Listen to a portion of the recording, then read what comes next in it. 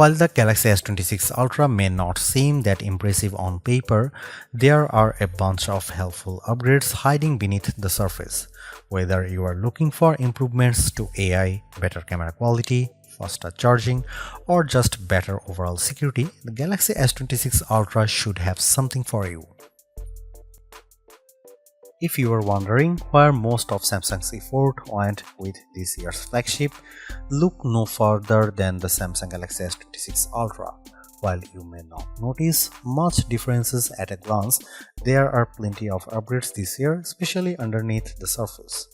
Samsung has done a lot of tinkering with the phone, making it thinner and lighter than the last year's model, all while offering improvements to staple hardware like the display, vapor chamber, and camera.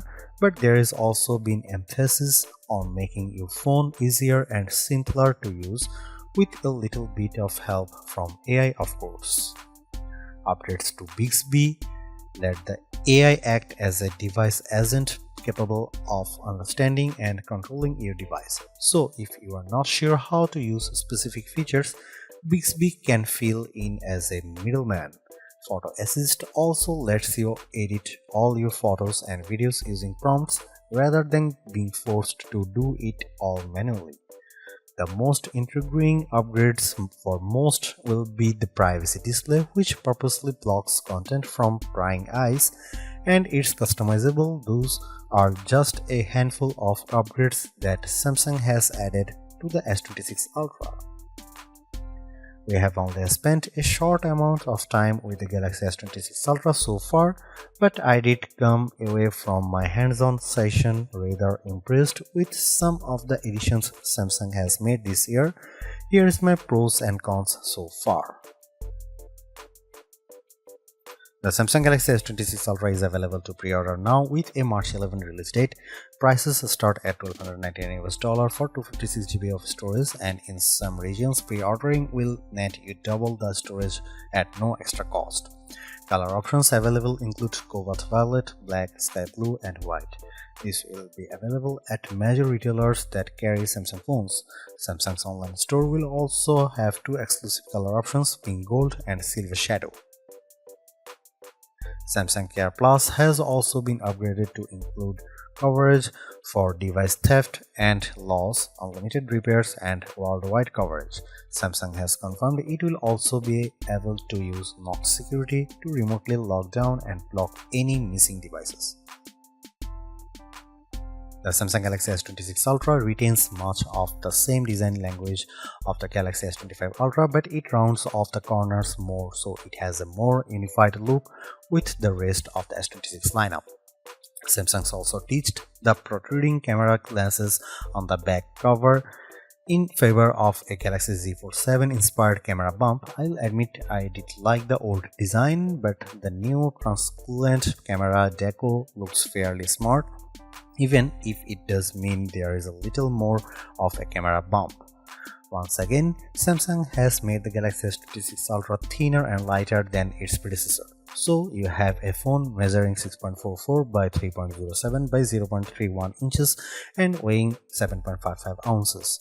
That's a 0.01 inches and 0.4 ounces of difference compared to the Galaxy S25 Ultra, and while the difference isn't going to be immediately noticeable, it ensures the phone remains comfortable and easy to carry. The 6.9-inch OLED display is mostly unchanged in terms of the core space. We have the same 6.9-inch display offering QHD+ resolution, a 1 to 120Hz refresh rate, and the super durable Gorilla Glass Armor 2.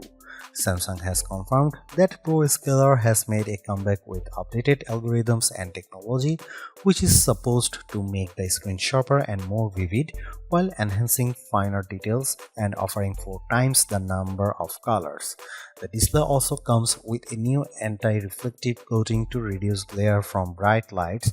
While this is successful, during my time with the phone, the brightest lights in the room were still visible, albeit with a rainbow-like light scattering effect. Samsung has added an optional privacy display to protect sensitive information on your screen. This sounds a bit strange at first, but it's honestly very impressive in action. The mode can be toggled on manually or set up to turn on automatically when sensitive information may be on a screen. The Galaxy S26 Ultra then switches off the viewing angles from every direction except head-on, preventing bystanders from seeing what's on screen. The default mode doesn't block off everything, and if you look closely, you can still see some elements on screen, which is where the maximum privacy protection option comes in. During my time with the Galaxy S26 Ultra, it managed to black out everything that would otherwise be visible from the side. Frankly, this is the kind of feature other phones should steal. Initially, I felt as though the Galaxy S26 Ultra was another iterative upgrade, and in a lot of respects, it is on paper. Despite this, Samsung has pushed through a lot of great changes and upgrades that could prove to be genuinely useful and are likely to be promptly copied by some of the competition. The privacy screen is the standout security feature on the Galaxy S26 Ultra. Likewise, the camera's horizontal lock is not a wholly original idea, but it is a novel idea for a smartphone that could prove very useful. The rest of the phone's hardware looks solid too. We have got a potentially major performance boost from the new Snapdragon 8 Elite Gen 5 for Galaxy, and the larger camera aperture should offer major improvements to photo quality, especially in low light conditions. The main question we have right now is whether the phone is actually worth upgrading to. Many of these AI features may make the jump back to older devices, and as impressive as the hardware upgrades are, it's not clear whether it's worth paying $1,219 for. We'll just have to wait and see how the Galaxy S26 Ultra performs once we can put it through some in-depth testing. Stay tuned for our rated review.